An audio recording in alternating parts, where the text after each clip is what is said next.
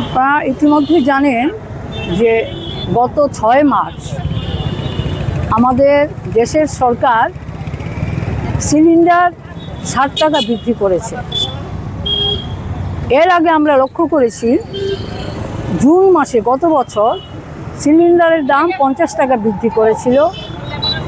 এমন একটা সময়ে সিলিন্ডার গ্যাসের দাম বৃদ্ধি করলো যে যখন গোটা দেশের মানুষ মূল্য বৃদ্ধির শেখায় উঠছে এবং তার প্রকৃত আয় সংকোচনে মধ্যবিত্ত এবং শ্রমজীবী মানুষ আজকে দিশেহারা। গোটা দেশেই কাজ নেই, খাদ্য নেই। আমাদের দেশে, আমাদের রাজ্যে একই অবস্থা চলছে।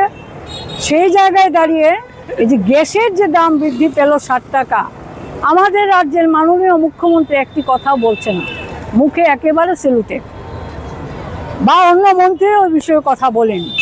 তারা গরিব দরদির কথা বলছে। তো আমরা দেখলাম যে যুদ্ধ শুরুর পর 1 মার্চ বাণিজ্যিক এলপিজি গ্যাস সেটা 31 টাকা বৃদ্ধি পেয়েছে। আর এ সময় বাণিজ্যিক এলপিজি গ্যাসের দাম আরও 114 টাকা বৃদ্ধি পেল, তাহলে 145 টাকা হয়েছে। তো এই অবস্থায় আমরা দেখছি যে আমেরিকা আমাদের দেশের সরকারকে নির্দেশ দিচ্ছে রাশিয়া থেকে তেল আনো। এই গ্যাসের যে দাম বৃদ্ধি, দেশের মানুষ আশঙ্কা করছেন পেট্রোল এবং ডিজেলের দাম ইতিমধ্যে আবার বাড়তে শুরু করবে।